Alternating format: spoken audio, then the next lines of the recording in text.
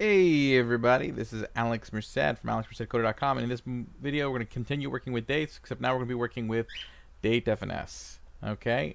And date-fns doesn't necessarily create its own separate object. So this is, again, that's why it's called date-fns, for date functions. These are functions that help you work with the actual JavaScript date. So moment works differently, where you take those JavaScript dates and you turn it into a moment object, and you manipulate the moment object. Well, date-fns, you just use your JavaScript dates, but the date functions make it a lot easier to work with that JavaScript date function. So if I were to just create an array of dates, so let's just do this array of dates, or const our dates equals, and we just say new date, and then we just did this the old-fashioned way. So basically I would have to put in, like, we'll say it's my birthday, 1985, and then it's June, which would be 5, because the way JavaScript works is that it starts with 0. 0 is January, so technically 5 is 6. So that's an annoying thing with the dates. Yet, when it comes to the normal set of days, June 30th would still be 30. So you think, you know, if we're consistent, this would be to be 29, but no. Okay?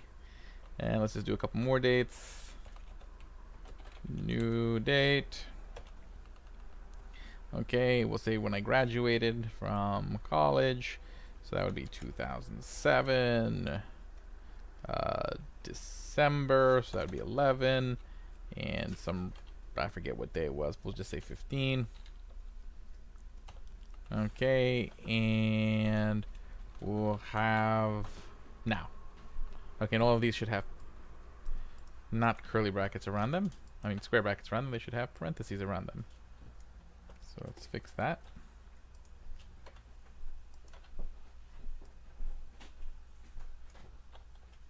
There we go, because we're just creating a new date, and this is just going to be now. So just to kind of show you what we did, console.log our dates. Save. Okay. And if I do this, say we have a date, we have an array of dates. So there again, June 30th, December 15th, 2007, and 2020 right now. Cool. So that's fun. Okay, so I can create the dates. But now let's say I want to add a particular period of time to them. Adding time to the dates can be tricky in just normal JavaScript. There is a way to do it. You can just, but it's never intuitive. So that's where things like date-nf makes life a lot easier. Okay. So what I'm going to do is I'm going to store a function. So we're going to call this const add 5 years. And this is going to store this add, well, really, since the way I imported it is like this, date-fns, should be date-fns dot add years, and I want to add 5 years. So what this does is just going to generate a function that adds 5 years. That's essentially what this is going to do. So that's why I'm storing it in here, because it's going to return a function in here that adds 5 years to a date.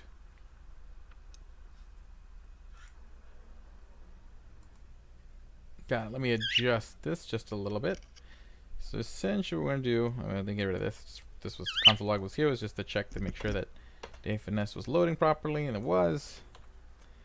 So I'm going to get rid of this because the actual function requires 2 arguments. So what I'm going to do is we're going to take the array of dates. The array, so our dates, and we're just going to do dot for each. Okay, and then we're going to do this. Each time it's the date. Sorry if you hear my bird flying around. It's a very active bird. Okay. And basically what we're going to do is just console.log add years. And basically what add years does, it takes the first argument, which is the date. So that'll be the date. And then how many years you want to add to it. 5. So what we should do is when we do this, we should end up getting a console log of all 5 years. And again, that should probably be date date-fns.addYears, because again we imported it as just one giant object instead of importing like a specific function. So I see here's like all the different functions of date-fns. Lots of functions. It's like, again, it's like Lodash for dates. And there you go. So let's see here. Let's go. So first, 1985 becomes 1990. 2007 becomes 2012. 2020 becomes 2025. Neat. Okay, so I mean, you get some basic functions like that. Let's take a look at what else we can find that sounds interesting. Okay. Is there like an is after? Yep, there's an is after. Okay. So let's see here. What is the syntax? Okay, date and date to compare. So basically, are we saying? So basically, this case we'll say date-fnf is date after. Okay, and then that means I'm going to want the index. So I'm going to do that. There we go, is date-fns after.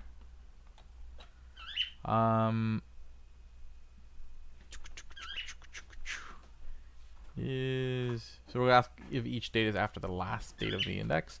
So we'll do is date after our dates. Well, actually, whatever the date is that we're iterating over. And is it after the our dates? And then the index will be our dates.length minus 1. So it'll always compare it against the last date in the index. So it's comparing everything against today. So is anything after today? Nothing should be after today, so it should just give me false each time.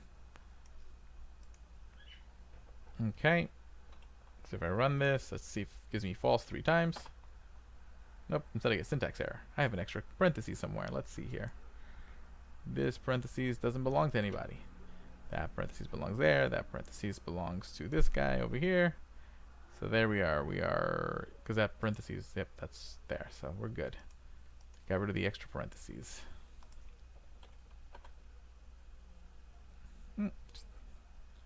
Date-fns is date after is not a function. Did I type it in right?